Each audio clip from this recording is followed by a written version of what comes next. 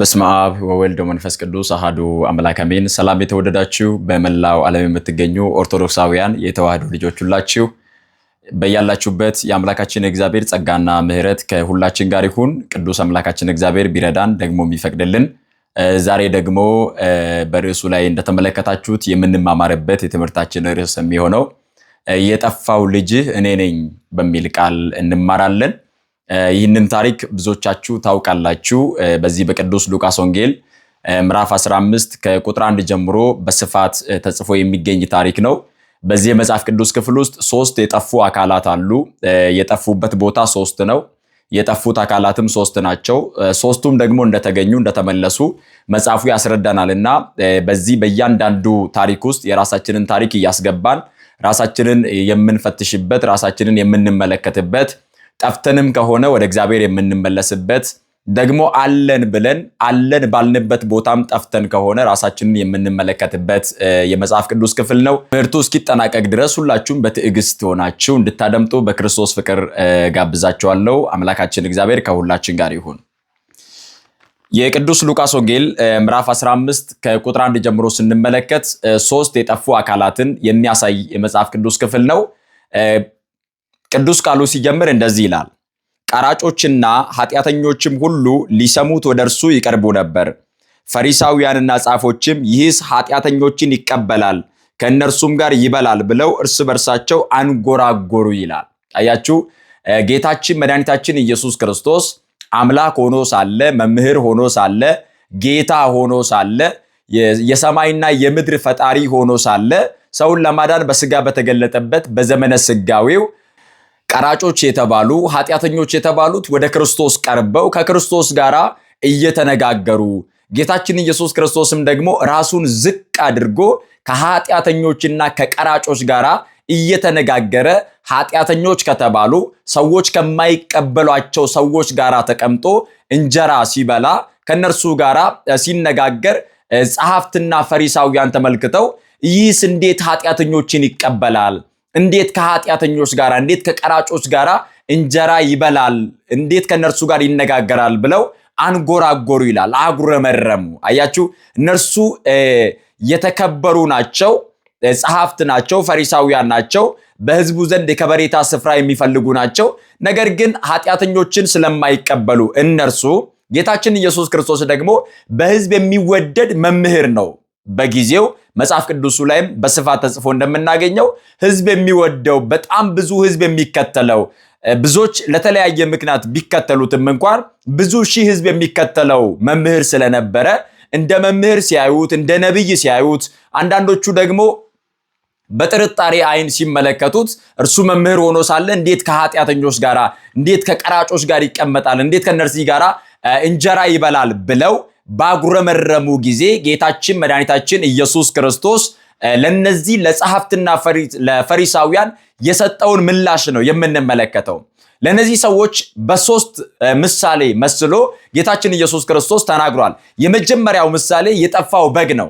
አንድ ሰው 100 በግ ያለው አንድ ሰው ከ100 በጎች መካከል አንድ በግ ቢጠፋበት 99ኙን በበረሃ ትቶ 99ኙን በዱር ትቶ አንዱን በግ ፍለጋ የማይወጣ ማን አለ? ስለዚህ አንዱን በግ ይፈልገዋል። ወጥቶ ወርዶ ተራራውን ወጥቶ ቁልቁለቱን ወርዶ ብዙ ዋጋ ከፍሎ ያንን በግ ባገኘው ጊዜ በትከሻው ላይ ይሸከማል። ከዚያ በኋላ እንደዚህ ይላል፣ የጠፋውን በጌን አግኝቼዋለሁ፣ ኑ ከእኔ ጋር ደስ ይበለን ብሎ ይናገራል። ስለዚህ ጌታችን ኢየሱስ ክርስቶስ ምን አለ? 100 በግ ያለው አንድ ሰው 99ኙን በበረሃ ትቶ አንዱን ፍለጋ እንደሚወጣ የጠፋውን በግ ባገኘው ጊዜ በትከሻው ተሸክሞ ደስታውን እንደሚገልጥ እንደዚያ ንስሐ ከማያስፈልጋቸው ከ99 ጻድቃን ይልቅ ንስሐ በሚገባ በአንድ ኃጢአተኛ ምክንያት በሰማይ ደስታ ይሆናል በማለት ተናገረ። አያችሁኛ፣ ብዙ ጊዜ ኃጢአተኞችን መቀበል አንችልም። የተዳደፉትን ሰዎች መቀበል አንችልም። ከሃይማኖት ወጥተው የተመለሱትን ሰዎች መቀበል አንችልም። ለምን ሲባል ራሳችንን እንደ ጻድቃን ስለምንመለከት፣ ራሳችንን እንደ ልዩ ስለምንመለከት፣ ለራሳችን የሰጠነው ስፍራ ከፍ ያለ ስለሆነ ወጥተው የተመለሱትን ሰዎች በተለያየ እኛ በምናውቀው የኃጢአት ሥራ ውስጥ የሚገኙትን ሰዎች፣ በዝሙት ኃጢአት የወደቁትን ሰዎች፣ በልዩ ልዩ መንገድ በኃጢአት ሥራ የተገኙትን ሰዎች ንስሐ ሲገቡ ሲመለሱ ወደ ቤተ ክርስቲያን ሲመጡ የምንሰጣቸው ስፍራ የምንቀበልበት ቅንድባችን እጅግ በጣም የሚያስፈራ ነው።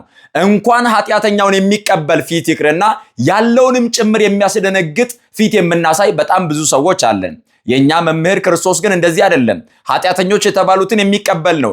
የተናቁ የተባሉትን የሚቀበል ነው። በሰዎች የተገለሉትን የሚቀበል ነው።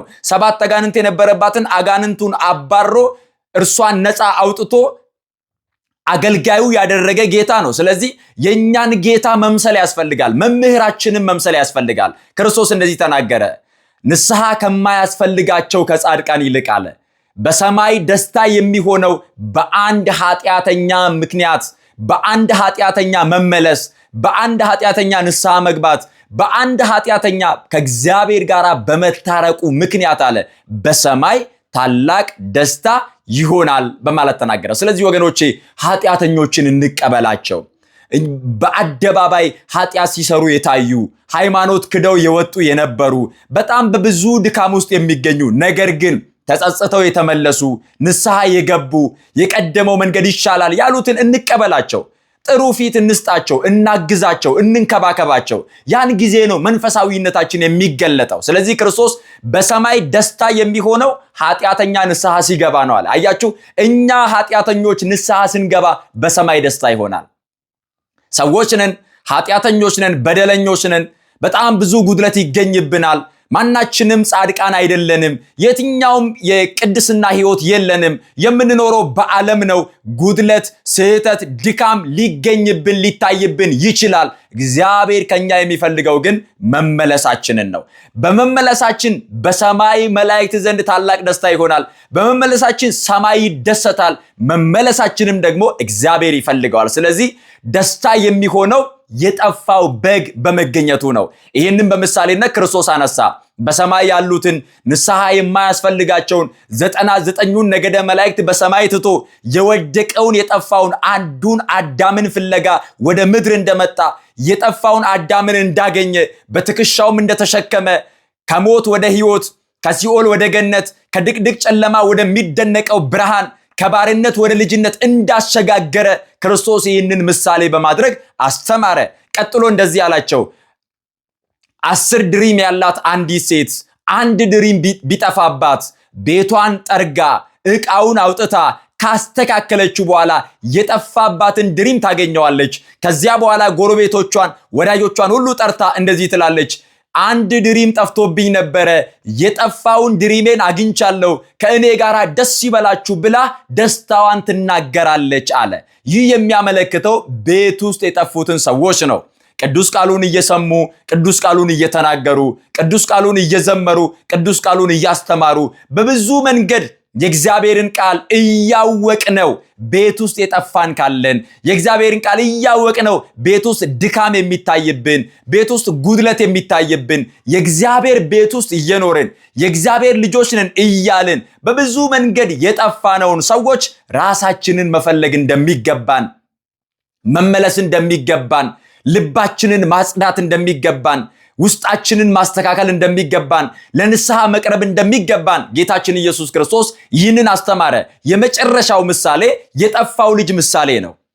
በዚህ በቅዱስ ሉቃስ ወንጌል ምዕራፍ 15 ላይ ተጽፎ እንደምናገኘው የጠፋው ልጅ ምሳሌ አነሳ። ክርስቶስ እንደዚህ አለ፣ አንድ ሰው 2 ልጆች ነበሩት አለ። 2ቱ ልጆች መካከል ታናሹ የሚደርሰኝን የድርሻዬን ስጠኝ አለና ከአባቱ ንብረት ተካፍሎ ወደ ሩቅ አገር ሄደ ይላል። ይህ ልጅ በአባቱ ቤት የሚኖር ልጅ ነው። በአባቱ ቤት እያለ ምንም የጎደለበት ነገር የለም። አባቱ ቤት ነው የሚኖረው። አባቱ ብዙ አገልጋዮች አሉት፣ ብዙ የሚረዱት አሉት። አባቱ ባለጠጋ ነው፣ ምንም ያልጎደለበት አባት ነው። ልጅ ደግሞ በአባቱ ቤት በልጅነት ማዕረግ እየኖረ ሳለ በልጅነት ክብር እየኖረ ሳለ ከዕለታት በአንድ ቀን የሚደርሰኝን የድርሻዬን ስጠኝ አካፍለኝ አለና ከአባቱ የድርሻውን ተቀብሎ ወደማያውቀው ወደ ሩቅ አገር ሄደ ይላል።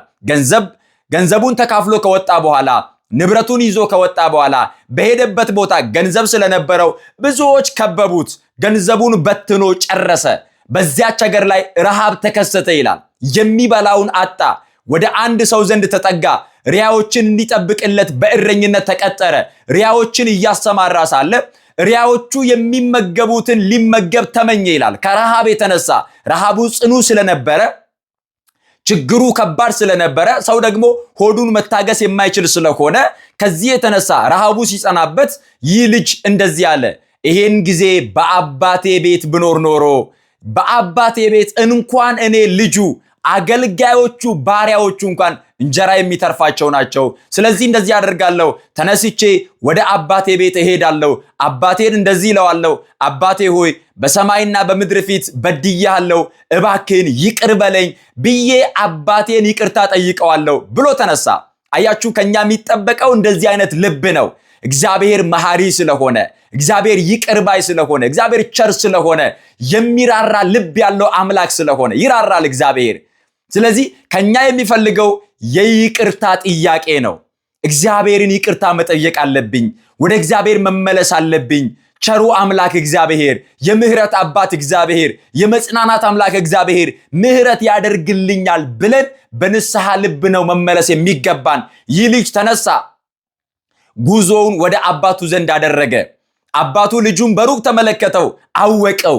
ልጁ ከቤት ሲወጣ የተመቻቸለት ሁሉ የሞላለት መልኩ ያማረ የተዋበ ነበረ። አሁን ግን ያ ደም ግባቱ ጠፍቶ ልብሱ ከላዩ ላይ አልቆ ሰውነቱ ተጎድቶ ነበረ። ይህንን በምሳሌነት ነው ክርስቶስ ያነሳው፣ በምሳሌነት ነው ያነሳው። ከዛ በኋላ እንደዚህ አላቸው። ያ ልጅ ወደ አባቱ ዘንድ ቀረበ። አባቴ ሆይ አለ፣ በሰማይና በምድር ፊት አንተን በድያለሁ፣ እባክህን ማረኝ፣ ይቅር በለኝ።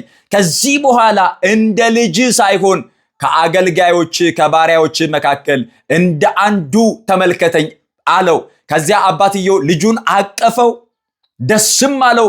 እንደዚህ አለ፣ ይህ ልጄ ጠፍቶ ነበረ ተገኝቷል፣ ሞቶ ነበረ ሕያው ሆኗልና ፍሪዳ እረዱለት፣ እጅግ የተሻለውን ልብስ አልብሱት አለ። አያችሁ፣ ጸጋውን አለበሰው፣ ክብሩን አለበሰው፣ ቸርነቱን አለበሰው፣ ምህረቱን አለበሰው። ፍሪዳ ይታረድለት አለ። የጠፋው የሰው ልጅ ነበረ። እኛ ነበርን የጠፋነው። የጠፋነውን እኛን እግዚአብሔር አገኘን። ስለዚህ ፍሪዳ የተባለውን የልጁን የኢየሱስ ክርስቶስን ቅዱስ ሥጋና ክቡር ደሙን የሚቀበል ከእግዚአብሔር ጋር ይታረቃል፣ ወደ እግዚአብሔር እቅፍ ይመለሳል። ከዚህ የተነሳ ጌታችን መድኃኒታችን ኢየሱስ ክርስቶስ ይህንን ምሳሌ ተናገረ። ሁላችንም ጠፍተን ነበረ፣ ክርስቶስ አገኘን። ሁላችንም ሞተን አንቀላፍተን ነበረ፣ በክርስቶስ ተነሳን። ጸጋውን ለብሰን ልጆቹ ሆነን በልጅነት ክብርና ማዕረግ እንድንኖር አምላካችን ኢየሱስ ክርስቶስ ሁላችንንም ፍለጋ መጥቷል። ስለዚህ ወገኖቼ ይህንን አውቀን ይህንን አስተውለን በእግዚአብሔር ቤት በልጅነት ጸጋና ክብራችን ጸንተን እንድንኖር አምላካችን እግዚአብሔር ሁላችንንም ይርዳን። ወስብሐት ለእግዚአብሔር። ይቆየን።